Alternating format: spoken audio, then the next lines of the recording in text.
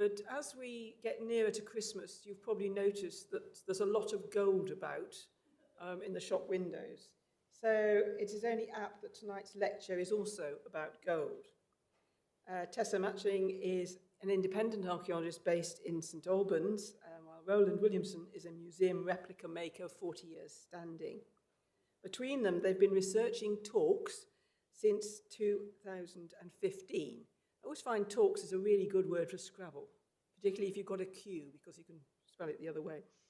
Their ongoing research project has involved a team of goldsmiths, silversmiths, and jewellers, and aims to understand the methods used to create Iron Age gold artifacts.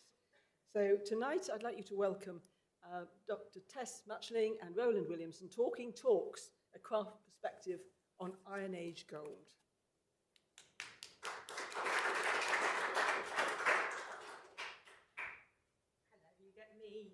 You get me for the first bit.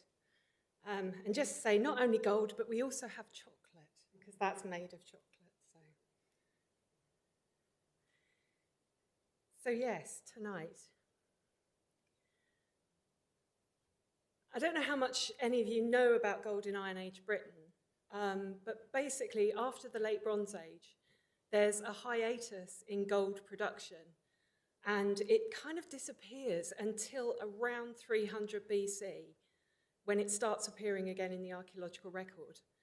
And here we've got the Leekfrith Torc hoard here, which was found in Staffordshire in 2016, and the two Towton Torcs, which were found separately, I can't remember the exact date, but within about the last 10, 15 years. And what we're finding the whole time is metal detecting finds. Every single one that comes up changes the picture. So the Leekfrith hoard, when it came up, suddenly put gold working in this country back about 100 years. So this has taken it back to 300 BC-ish. Excuse me. Now, Iron Age gold, apart from coins, it tends to be very restricted in form. We don't have brooches. We've got the occasional little bit used on various other things like the Pemmican spoons and things like that. But mostly what we've got are Torcs, like this, the Snettisham Grotesque Torc, or the little Towton bracelets, which again are Torcs, but they're smaller ones. Clevedon Terminal I'll be talking about later. One or two rings, very, very simple ones. And then I think this is the only bracelet of this kind we've got from Snettisham, which was actually attached to the Great Torc when it was found. But the overwhelming majority, unless we're talking coins, are Torcs of what we will find. So we've got kind of complete ones, and we've got also lots of different broken up ones, and more broken ones are appearing through detected finds through PAS. So what is a Torc? Well, the standard idea is it was worn on the neck, or obviously the smaller ones may have been worn on armlets. And of course, the classic is Boudica wearing her gold necklace. Now, whether this was a Torc or not, we don't know. We've also got, quite interestingly, on things like the Gundestrup and on coins and various other things, of people actually holding Torcs. So the little Wimpole figure that was found by Cotswold Archaeology, now was it this year or last year? COVID, I've kind of lost time. But yes, we're seeing a lot of people holding Torcs as well. And what's interesting, I'm hoping this video will work. Can you hear?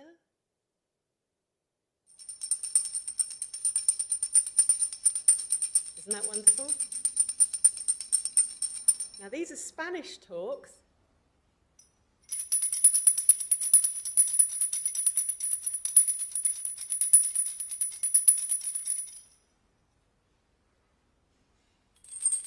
And each one has a slightly different sound.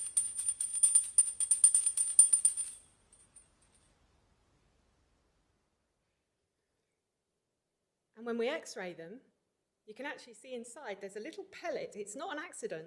They've actually put a little pellet of metal inside.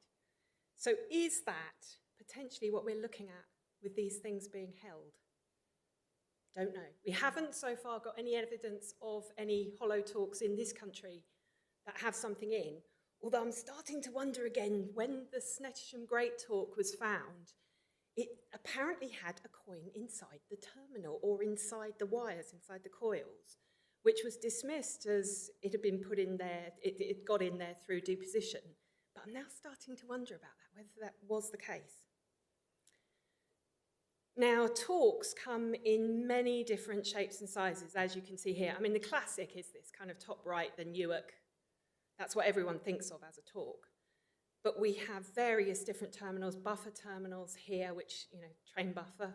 We've got rings, we've got these kind of trumpets, we've got all kinds of things. You've also got the tubular Torcs here, cage Torcs, lots and lots of different forms. Most of these here are from Snettisham. This is from the Leekfrith Hoard and the Newark Torc here. But I think all the rest of them are from Snettisham. Yes, they are.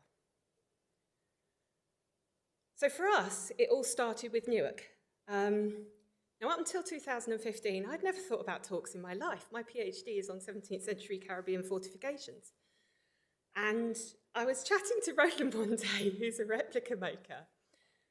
And the Newark Torc, which had been found by a detectorist in 2005, in 2015, thanks to a lottery grant, was going to go home from the British Museum to Newark, to a newly designed museum. And Roland had spotted this, and he was really interested because he'd actually made a copy of something called the Southwest Norfolk Torc for Norwich Museum a few years previous, and had happened to be in the British Museum when the Newark Torc was there and the Sedgeford Torc. And he wasn't entirely convinced by how everyone said these things were made, because as a replica maker, he had concerns that it wouldn't have actually quite worked. So in 2015, this is poor old Glyn Hughes on the left, who's the curator at Newark Museum, and he's lovely. We went and saw Glyn, and we said, we think they're made a different way. And at that point, we didn't have chocolate props or bits of gold or anything else, so a banana and a satsuma it was. So yes, Glyn, first meeting, I think he thought, what on earth am I getting myself into with these two? Now, the established view about Torcs, as you can see here, and this is still maintaining, it has to be said, is that these Torcs are all cast, including this is the Great Torc here, and that they're actually cast onto the wires. So this is where I get my props. So the kind of prevailing opinion was that you'd cast your Torc terminals separate. Well, you'd have your wires here, and then you'd make your clay-covered wax model. You would burn the wax out so you had a hollow shape, put it onto the wires, and then fill it with gold. The problem with that is if anything goes wrong with this, you're destroying, and on the Great Torc, as we can see here at the bottom, you've actually got 64 handmade wires there. If this gold leaks onto here, you've ruined it. So our initial supposition was that actually these were made separately and then attached onto them. Is that working like that? So yes, you've got 64 wires here. So that would have been cast separately. Well, we think they were cast separately to start off with. The prevailing view was that they were cast directly onto these wires, but this seemed incredibly risky. So what we wanted to do was to actually start testing the evidence, because when we did a literature search, although everyone said that they were made by casting onto the wires, we couldn't actually find any evidence to show that they were made casting onto the wires. So Roland got on the internet and literally Googled Torcs and came up with the Netherra terminal, which is the one I've got here that you can see on the screen, or in chocolate in real life. Didn't expect to ever say that. But the beauty about this one, obviously, it's not attached. So we could have a look inside, whereas with Newark, the Great Torc, the Grotesque Torc, all the terminals are attached, so it's very difficult to see what's going on. Now, this was actually found in 1806 as part of a hoard with 40 coins, the globule à la croix, very basic kind of smarty-shaped coins, elongated smarty. And 3 other Torcs, 2 that were armlets and a third one. And as so often happened in the early 19th century, they gave the rest of it to a goldsmith in Edinburgh and it was never seen again. So all we have now is one torque terminal and 2 coins, which you can see on display in the National Museum of Scotland. Now the beauty of this one, as I say, we could have a look inside. So there's Roland there with Fraser Hunter up at the NMS. And what we could see when we looked is that you've got all of the relief, all of this relief on the front. We can actually see on the interior in obverse, as it would say. Now, if this was cast, you wouldn't be expecting to see this. You would be expecting to see a very flat surface on the inside. We've also got these kind of seams, which suggest metal's been joined. There's one here. We've also got these little hammer marks all over the inside. And it's also very thin. It's only about 0.7 millimeters thick, which any of you who know about casting, just impossible. So this was not cast. And then when we had a closer look on the outside as well, you could see various elements that were tracking the seams on the inside. And what we managed to work out is we've actually got a 3-part torque terminal going on. So you've got this torus shell, the donut, and inserted into the center of that is this apple core shape here to close off the kind of donut, as it were. And then once all that was closed off, the collar was added. And it was also categorically very, very clear that this was made of sheet gold. This was not cast, which explained quite a lot because actually once it's sheet gold, it becomes much easier to make. And particularly using this tripartite way of putting it together, it's not as difficult as people think. I mean, if you're a skilled goldsmith, obviously, no way I could do it. I can do it in chocolate, no way in gold. And then we started thinking, okay, fine, so Nethererd is gold sheet. What about the others? Now, the Nethererd terminal is actually almost identical size within about 1 millimetre or so of the Snettisham Great Torque. And again, with the grotesque torque here, we've got the same kind of principle, something hollow. Was it sheet? Was it cast? When we were walking through room 50 at the British Museum, on the side of the Snettisham case, this is an X-ray of the grotesque torque. And you can quite clearly see when you get in close, we've got exactly the same thing going on. Torus around the outside here, with the core in the middle, and you can see these slightly whiter areas here. Now these are where we've actually got the overlap between the core and the torus. So we've got another sheet torque. Now what's interesting about this one is that obviously the style, if I go back, very, very different. It's kind of what's called the plastic art style, which is supposed to be earlier than this style, which is supposed to be much later. But what we have got, and what you'd never guess if you were just looking at them, is we've got the same technology, the same way of making, going potentially for 200, 250 years. And we then asked the British Museum to X-ray the Snettisham Great Torque, and they were still very much convinced it would be cast. But when it was X-rayed, it is sheet. So we've managed to prove that a lot of these torus torques are not actually cast. They're not even cast separately and then attached. They're sheet gold work. And we were also looking a lot at the surface of the torques to see what we could see there. And you can see we've got the Great Torque, the Newark Torque, and this is a close-up of Nethererd.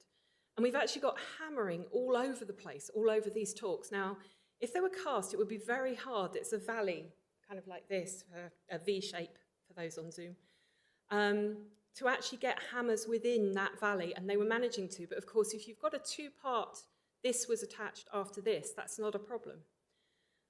We were also seeing that there were lots of dents and holes. Again, that suggests you've got very thin gold, which again suggests you've got sheet work.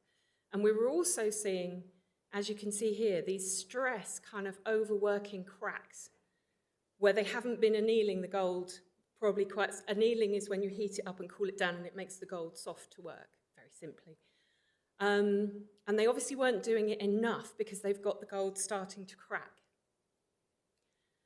Now this is where it really got fun, that we started looking at the decoration. Now if you look on books in Celtic, in inverted commas, art, Latin art, you will see lots about basket work, matting, tooling, forget what all the other different words for it, but it's basically just dismissed as this thing that they use to fill up shapes in various bits of Celtic art in inverted commas. But when you get very close, you can actually see that it's not quite as random or as ordered as you think it is. So something like the Great Torc, we have this incredibly ordered kind of 1, 2, 3, 1, 2, 3 parallel blocks, perpendicular blocks going across. We see the same in Sedgeford. But when you look at Newark and Leatherhead, they're totally different. It appears at first to be random, all these little splodges. And these are only less than 1 millimetre wide. The punch is about 0.7 mil. But when you actually start looking closely, you can see the same patterns occurring, 2 and 2, 2 and 2, 2 and 3. And then these funny, almost like a little man, with little body and legs and arms. And this is Netherhead, and this is Newark. And this is Netherhead, and this is Newark. And again, 2s and 3s, 2s and 3s. We were starting to see these apparently random patterns time and time again, but only on 2 of the Torcs, on Newark and Netherhead, not on the Great Torc, not on Sedgeford, not on anything else.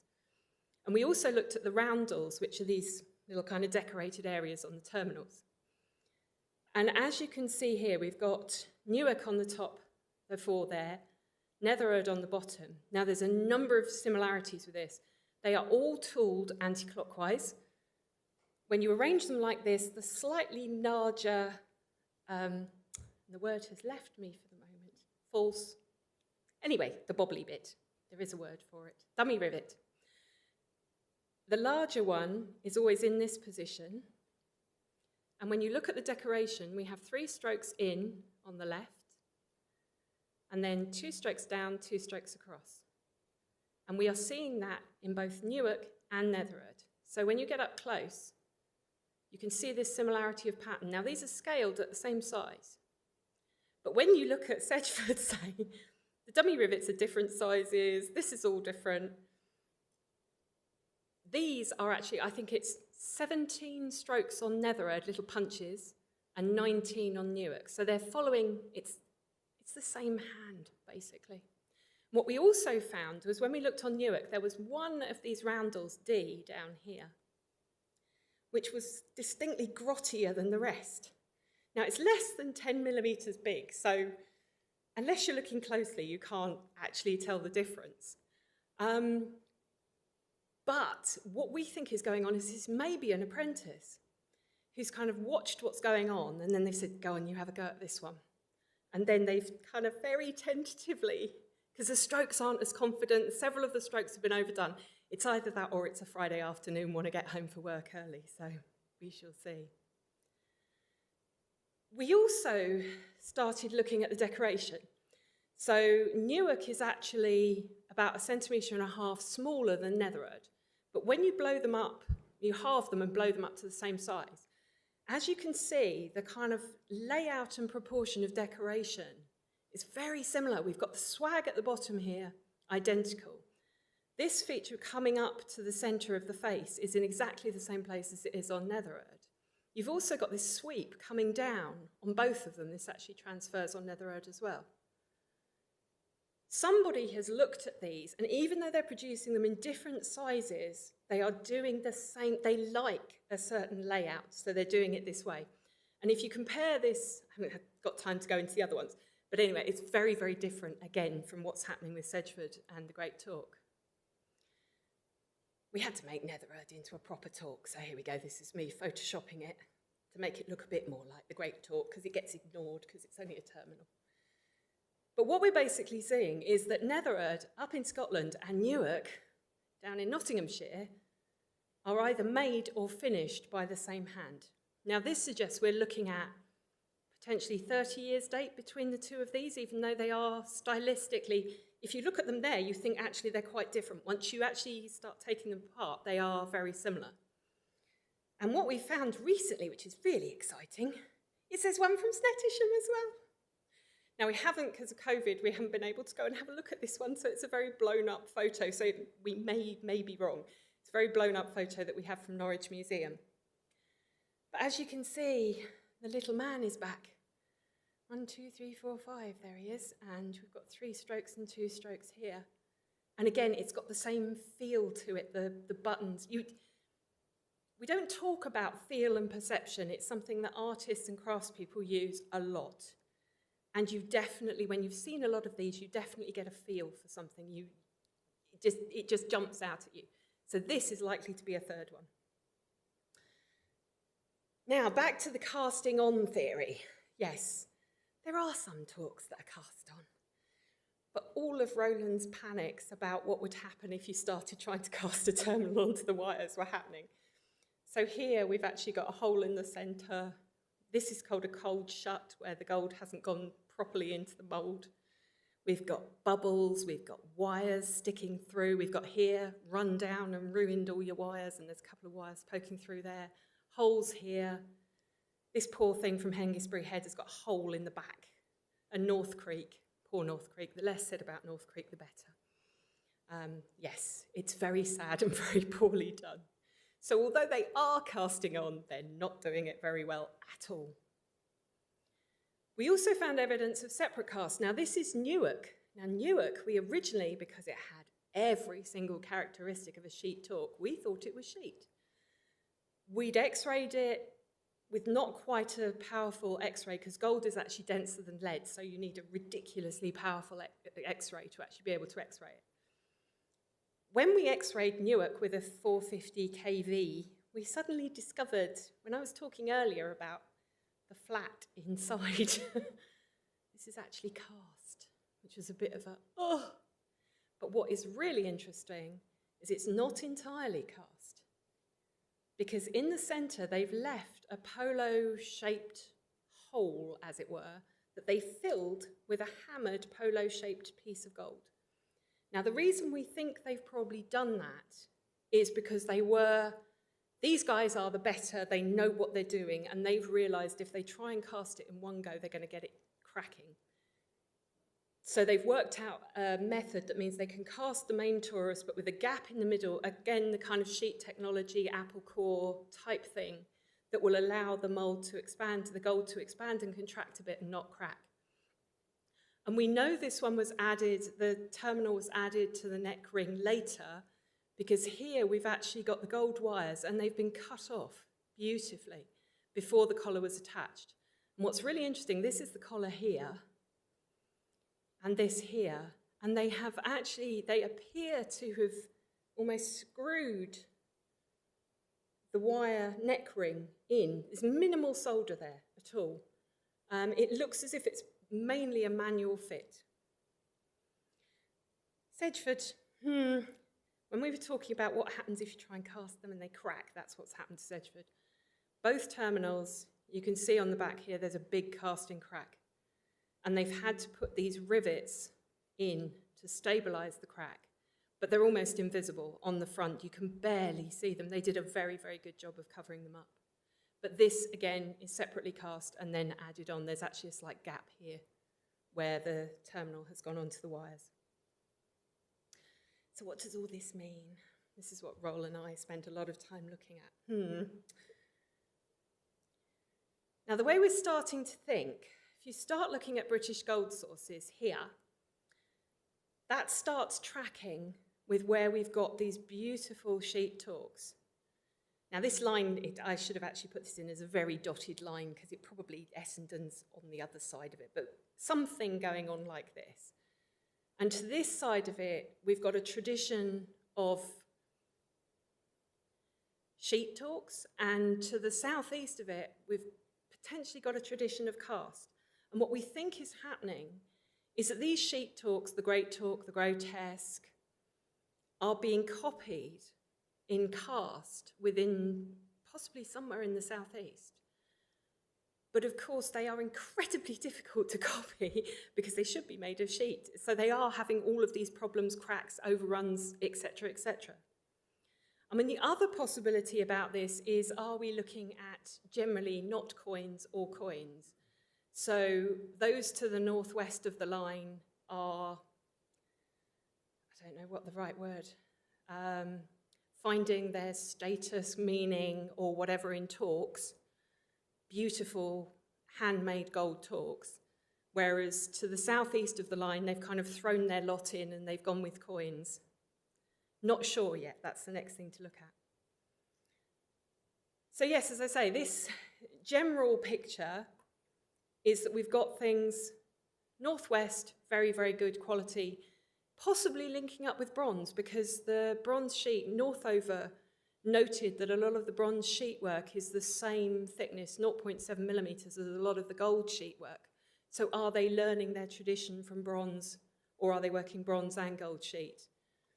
And then in the south, where they're really, obviously they haven't got gold, they haven't got a tradition of working gold. What they do have is a tradition of casting, so they're trying to do it and it's not working.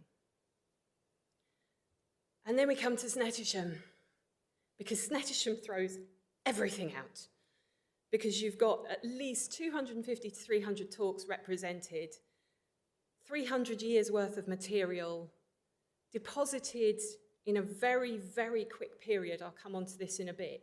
Whereas if you take Snettisham out, you start to see what the normal pattern for this country is, or these islands are. And generally, you're looking at 3 to 4 Torcs in a deposit, and that seems to be quite standard. Now, what is going on in Snettisham? Who knows? The book, the British Museum are writing the book, and it'll be out next year, and hopefully we will find out then. My feeling is it's some kind of final act of the Iron Age, that they've come together to deposit all of these Torcs for some reason, who knows, but we shall see. So why are they using sheet gold? Well, the most obvious one, if you look at the tubular Torcs and compare them to the Snettisham Great Torc, now the tubular Torcs are made from gold that's 0.1 millimetre thick. These two Torcs, similar diameter, one is 110 grams, the other one is over 1,000. So for 10 of those, you get one of them. So that may be the most basic reason. And if you're looking up close, they're going to look visually very, very similar. If you've never, in fact, even maybe if you've holed them, because the tubular Torcs have quite often an iron supporting core with sand. And so they may even have weighed as much as had they been solid gold. So that's a potential reason. And then sheets from the absolute extreme of sheet work in gold, which is the tubular Torcs, we get the Great Torc and the Ipswich Torc. Again, very, very similar diameter, but obviously the Great Torc has much larger terminals, thicker neck ring, and yet they're both the same weight. So by using air effectively, adding it within the torus, adding it within the spring of the neck ring, because the neck ring is hollow, you are creating something that looks far more impressive, far larger than you are perhaps with this one, but you're using exactly the same amount of gold. So the work we do, we've got a wonderful team of people that we consult. Roll obviously is a replica maker, so he's got a lot of hands-on experience. Michael Lloyd here in the centre at the top actually made the sceptre for the Scottish Parliament, so he's very experienced in working with native Scottish gold. Graham Taylor, who many of you will know as a potter, actually trained as a silversmith. But we've got all sorts of people. Hamish Bowie, who's absolutely lovely, is totally respected. He started out in Birmingham, in the Birmingham gold sector, years and years ago. Ford Hallam, who's trained in Japanese metalworking. Anne-Marie Carey, who works at the Birmingham School of Jewellery, and she was involved with replicating the Staffordshire hoard. Sally Pointer, and bless him, the late Gareth, her husband. They are also advise us. We've got a really nice team of people. And what you start seeing when you're working with these incredibly talented people is they look at things differently. So if you read the standard write-ups at Snettisham, these kind of strange strung objects are found. And the current perceived wisdom is they are some kind of symbolic gathering together of dissected material, and that perhaps the rest of the Torcs were melted down for coins or whatever, possibly family groups, this kind of thing representing that. Anyway, we showed it to Bob Smith, Bob Davis, who we work with, and Bob said, "Oh, I've got one of those in my wire drawer." I said, "What?" And he said, "Yeah," he said, "every time I make a different sort of wire," he said, "I keep a bit of it, or I've gathered up various other bits." And as you can see here, he's got different pieces of wire as an aid memoir.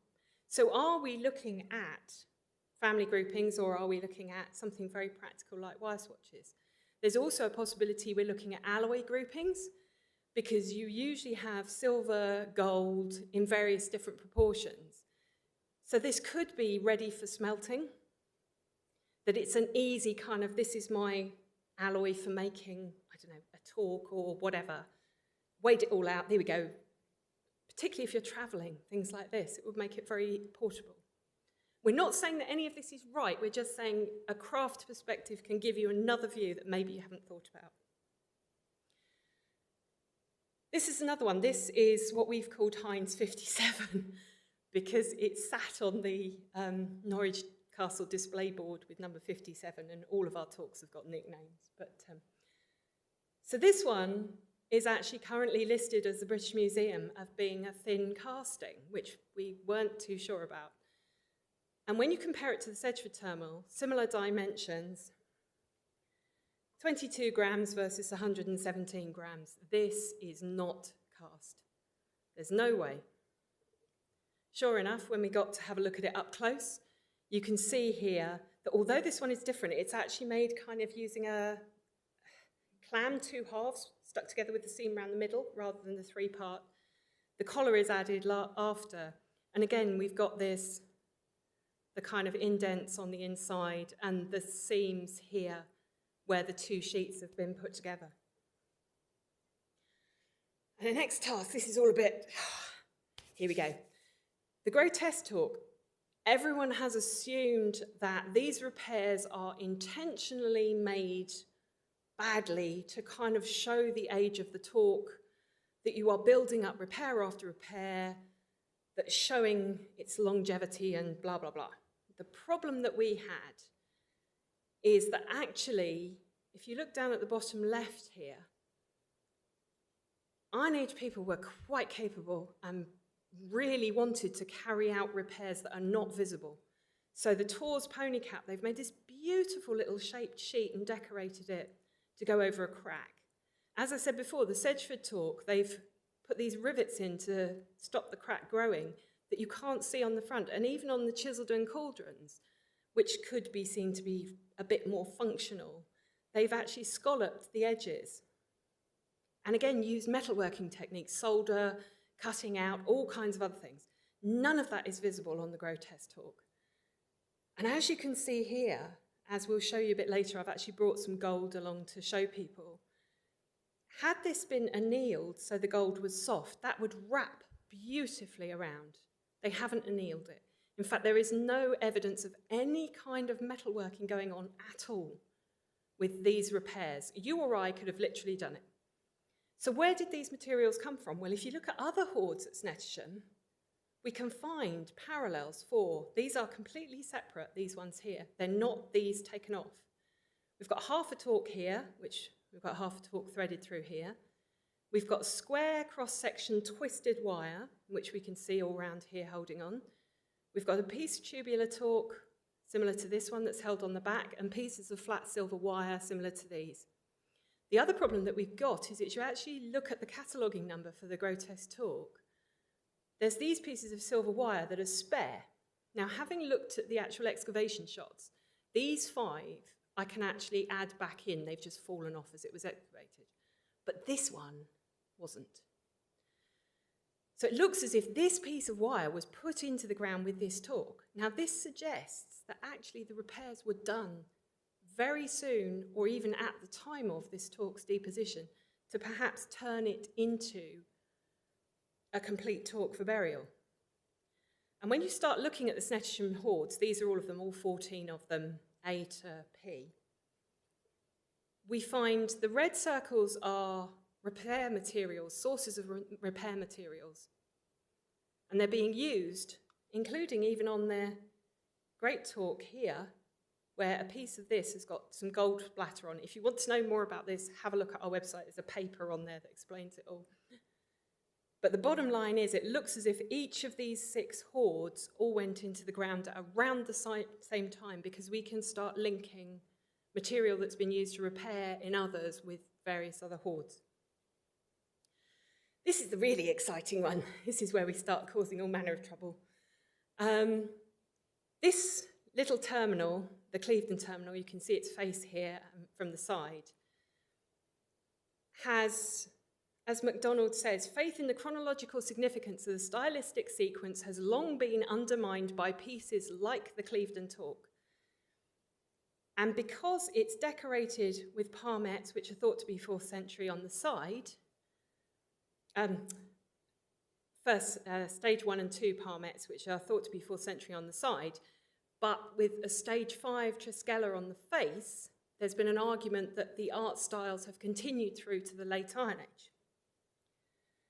But what if the terminal isn't actually all one thing?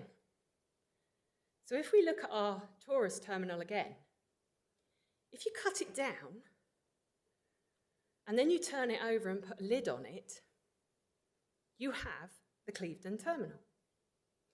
And when you actually compare it to Nethererd, so this bit here, the collar, as you can see, it steps up at the front, does both on Nethererd and the Great Torque, and the dimensions are very, very similar for the whole thing. And when we look inside, where we would expect to have a collar seam here from where it's been cut down, we have a collar seam. And we also have this very frilled edge, which would suggest they've got too much material going on. And of course, had that come from here, they've had to kind of clamp it in to work. So we would actually suggest that these palmettes may actually be 4th century, and the original talk may actually be 4th century, and has then been adapted later on. But as I say, without looking at the technology, everyone was just looking at the art and explaining the talk from the art. We've also found a new gold working technique, which is rather exciting. So when you look inside talks, the ones that we can, this is the Clevedon talk, Nethererd, and this is the Nearstone Market talk, which actually was found by a detectorist in 1996. But because it was just prior to the Treasure Act, the British Museum looked at it and then gave it back to the finder. Julia Farley at the British Museum found a record for it and said there was this talk, so we went off on a hunt. And thanks to everyone in Norfolk and Suffolk, we found the finder who miraculously hadn't actually got rid of it. So we've now written that up. But anyway, going back to the beginning, as you can see on the inside here, this is very mottled. It's not very clean. And if you look at repoussé, so one of the Bronze Age gorgets from Ireland or the Battersea Shield, if you look, so we've got front here and back. If you look at the back, it's very, very clean, very precise, because all the working is going on from the back of the object. And on the front, you're seeing the raised design coming through. When we showed this to Ford Hallam, who's a traditional Japanese metalworker, he said, oh yeah, it's been worked from the front. What? So he then sent us these. And basically, apart from dishing out your piece of gold here, you fill it with pitch or tar, you turn it over, and then everything you do is from the front side. So all of this gold working you can see here, no repoussé whatsoever, it's all moving gold around from the outside surface. The other really interesting thing is if you look at the tools he uses, wood, antler, tiny hammer, none of this we'd find apart from maybe that little head. And when you look on the inside of a piece of gold that's been worked using the uchidashi technique, it has this very typical orange peel texture, as they call it, and that's exactly what we're seeing on the inside of Clevedon, on the inside of Nethererd, and on the inside of the Stomarket Torc. Now, we don't know whether we're seeing that on the inside of the Great Torc or the Grotesque Torc, because obviously we can't see in. Another thing that everyone said was, oh, you can't make, the Netherite terminal has these beautiful concentric circles. And it was kind of academic knowledge that this couldn't be made in any other way than casting. So I happened to mention this to Ford, and I then got a message a little bit later saying, I'm going to have a play. I'm just nipping down the pub for a pint, and then I'm going to have a play. I'll give you a ring in a bit. And then I received this series of messages by text message over the next 2 hours. So we've got pitch in the background here, and Ford has made himself this kind of little dome bowl of silver. He's then marked it out. Using Uchidashi, he's then done the concentric circles. He then got carried away and started doing leaves, more leaves. And there we go. And he did all of that in 90 minutes. This was actually from an ingot within the 90 minutes as well. So he's hammered out the sheet, everything. And when we look at it, it's absolutely identical on the exterior. And more interestingly, when you look on the interior, we've got exactly the same things going on, these very kind of blurred shapes. So from that, I hope I've given you a sense of how important it is to actually talk to craftspeople, because we can sit and talk about art history, we can sit and talk about pictures, patterns, how this compares with whatever, but until you show it to a craftsperson who's used to working the material you're looking at, you won't really get the answers that you need. And now I'm going to hand over to Roland, and you've got a nice video now.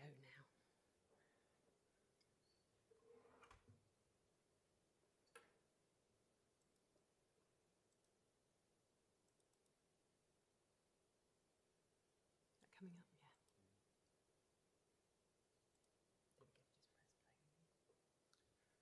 yeah. Right, so we've got some video footage here of me doing some simple work on 24 karat gold, which I think at the time was about £400 worth of gold for a few grams. And I've done many things working on many materials, organics as well. And I've got a little bit here. Again, we're going to show you, so hand these around so you can have a look at some of these and see what kind of marks have resulted with these things. But this is all demonstrates the control in making these Torcs. These things were super valuable in their day, and they're super valuable now. And the thing with casting at the end of the day is it's very messy. You end up filing things away. And you can imagine in an Iron Age workshop that trying to pick up bits of filings off a bare floor is always going to be quite difficult. Hence why you go to sheet, because it's very controlled. And this is just some basic working of that right from the beginning. And I'll just go through it. And it's the sounds as much as anything of the workshop. Oh, yeah, there we go. So quite simple tools, nothing terribly elaborate. All done on the kitchen sink, you might note. Now that's my particular setup, is my anvil and a stake on top of there. And then we have the little pellet that we've hammered a few times and then melted down again, as you can see, into a rather crude little fashioned shape. And one thing another going on. So here we are. This is part of the annealing process. Melt soft egg. Now, although it's gas, with it being so small, I shouldn't think that even with a child on a set of bellows and some charcoal, it's not going to take very long to get that up to an appropriate temperature to anneal the gold and to soften it up again. Well, again, we'll demonstrate this a little bit later with you, where you can actually handle it. Hear the tap running in the background?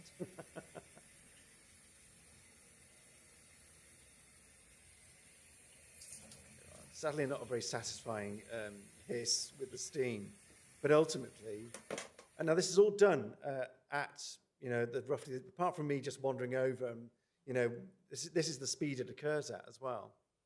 And you see how easy it is to actually just to unveil it. I think that's about 2 mil thick, something of that order.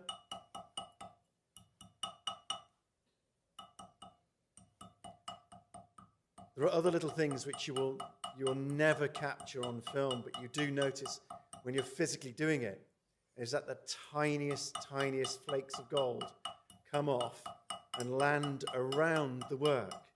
And in fact, Tessa's kitchen table for a while had little tiny speckles, you know, of probably a quarter of a penny's worth of gold scattered around, stuck to the varnish. So all the time, it's actually losing worth in a way. But it's really satisfying. You know, working bronze wire is kind of nice. Silver is nicer, but gold just works in such a almost soothing way. There we are. And that was out of the one piece of gold, wasn't it, that we stretched out that. And I've never made wire before, but it doesn't take very long. This is very much on the back of a piece that Time Team did for special at Sledge, where they went to a workshop and worked admittedly in silver. They took a billet of silver and then started to, for the sake of the TV, begin to work it out into a wire.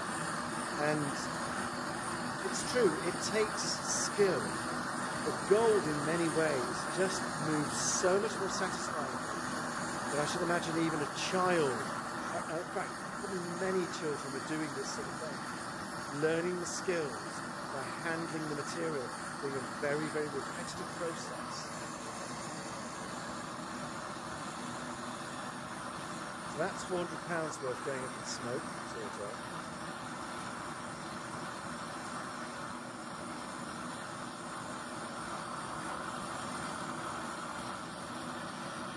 Captivating, I have to say. The camera doesn't really quite. There's a glossiness going on there which the camera can't quite see, unlike the human eye.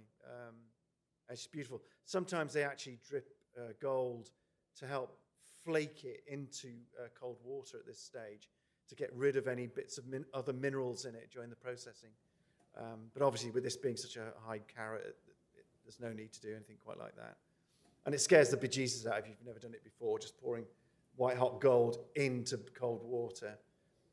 You can just begin to see that sort of that sheen that is coming onto it. The thing I don't want to do, obviously, is put it in too hot.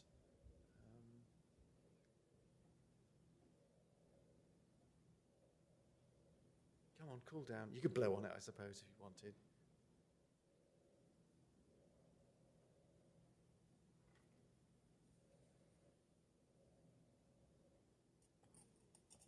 There we go. I'm feeling brave enough now to put it into the water.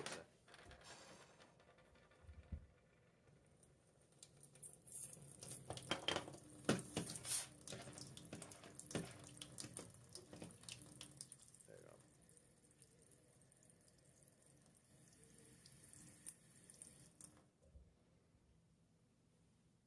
As you can see, it's pretty uninvolved, isn't it?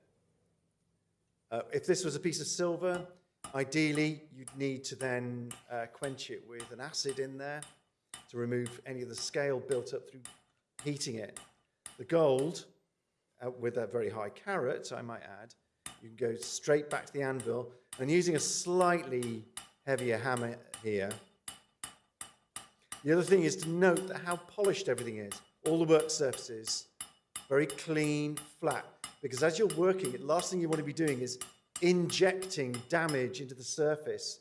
So the hammerhead is polished as well. You don't just pick that hammer up and utilize it for hammering nails in or making bits of go-kart and things like that. It's very much for a very specific purpose.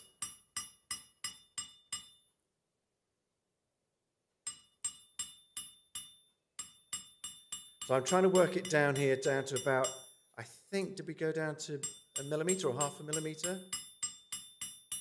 It has to be annealed now and again. Otherwise, you're going to induce that cracking that you could see in the terminals of some of the other Torcs, which, to be honest, you only ever see them when they're under great magnification, but it is beginning to break down. They're pushing the metal just a little too far. You can see how stiff that has become as a result. Amazingly tough at this point.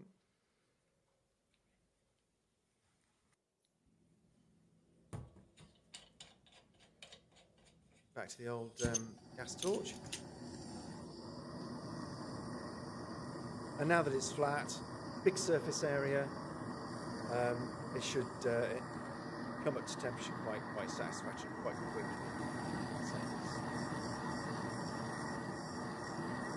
And it is kind of absurd that we do it on the kitchen sink. It would kind of suggest how small a workshop could be. You know, you could have these things within a yard or two of you. So the likelihood of actually excavating a site where you could, you know, confidently say, this is a workshop, you know, that could be a small portion of any one Iron Age house. A very small portion indeed. And you often see this whole thing of pirates supposedly biting and bending coins. I can tell you, you're just going to smash your teeth trying to do that. So I recommend you don't, is the first thing. And in fact, there are some pieces of torque, scrap, that look for all the world like they've been bitten. They've got dentition in them. We made Tess do it with some annealed. Only, I think it was at 0.5 millimetre. Yeah. And that was tough going, but it really does happen. Somebody in desperation was biting it shut at the time.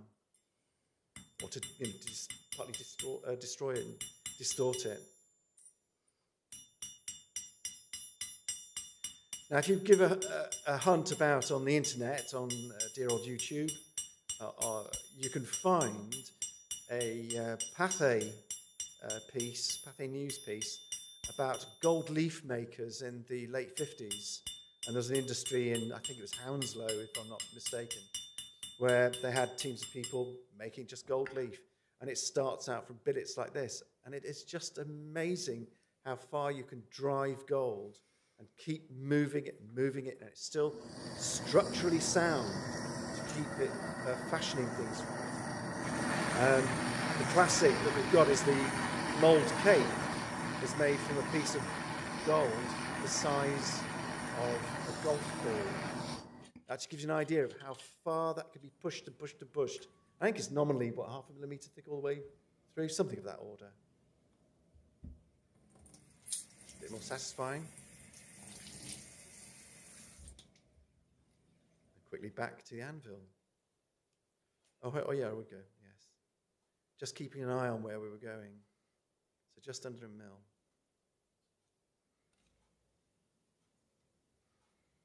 And very compliant under your fingertips.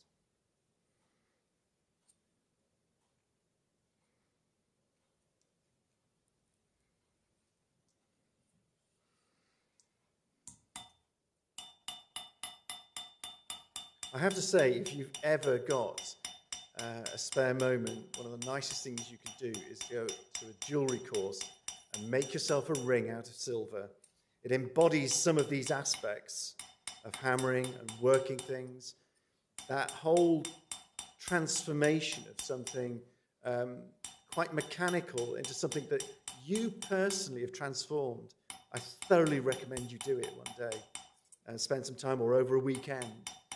It's initially it'll be terribly frustrating, but I'll tell you what, it is enormously satisfying at the end of the day when you've made something. I mean, you probably, if you really want to astonish the jewellery, the chap who's going to be guiding you, you could always turn up with your own few grams of gold, I suppose. Or if you've got some gold that you hate at home, perhaps they'll be brave enough to transform it to something that you can feel proud of. Down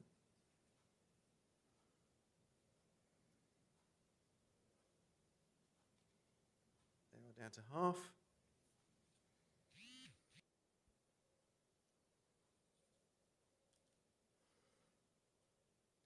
As you see, again, look at that, the stiffness that's still embodied within that. And you can imagine these Torcs, you know, all those curves, all of those elements of decoration in it, all that they are, at the end of the day, just corrugations in the surface. They stiffen that to such an extent that it will survive being worn. The ones which are, at the end of the day, most astonishing and least investigated, and certainly by ourselves, are the tubular Torcs that are only 1/10 of a millimetre thick. when you pick them up, they feel of literally nothing. And that's gold. They feel like nothing. You feel like you've picked up something made of Bako foil, and that it would just kind of crumble in your hands. But if you're brave enough, and the curator's not looking too keenly, the slightest squeeze and you can feel it, that there's a rigidity to that. And that patently is why it survives. You know, it has that stiffness despite it being, 99% air. And it comes back to that thing about what are you doing, that you get that vast amount of bling for literally 10% of the metal that was invested in the Great Torc, or indeed what would have been in the Nether Earth for that matter. And as soon as you've lost that tubular section to it, like the Essendon, the remains of the Essendon, it just looks like it's been almost paper been torn up with the hands. Not that it really was, but it kind of embodies that frailty once that tubular cross-section is lost. Yeah, somewhere I had to reset it, didn't I?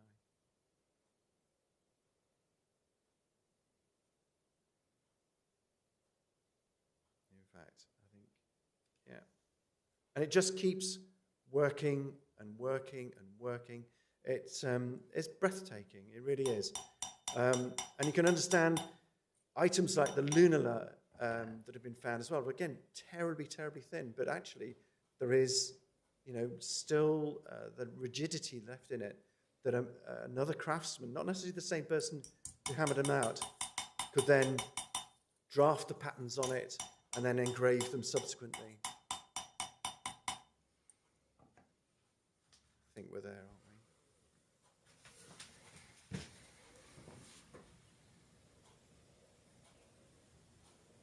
And despite all of that hammering, it still has a fair amount of sheen left on it. It doesn't require, like a casting would, somebody coming along and removing the patterning and the stippling that you get with a casting. You're building sheen all the time. The other aspect is, oddly enough, is that if it has any contamination with copper and things like that, you're raising the copper to the surface. And every time you do anneal it and wash it out, you're removing some of that copper salt, and it brightens the exterior. Now, I don't know that they were passing off necessarily, but I think probably they all understood that as you worked it and did that sort of thing, gold always brightened. And the only way you can do that is through hammer work of sheet. Anyway, thank you ever so much for paying attention to that one. I was just a bit mesmeric watching somebody hammering gently away. But as I say, I would recommend go and make yourself something out of some silver. And if you can afford it, go and make it out of gold. It is just a delicious thing to work. And it does give you a beautiful insight into what people's hands have always done over the millennia. Thank you ever so much.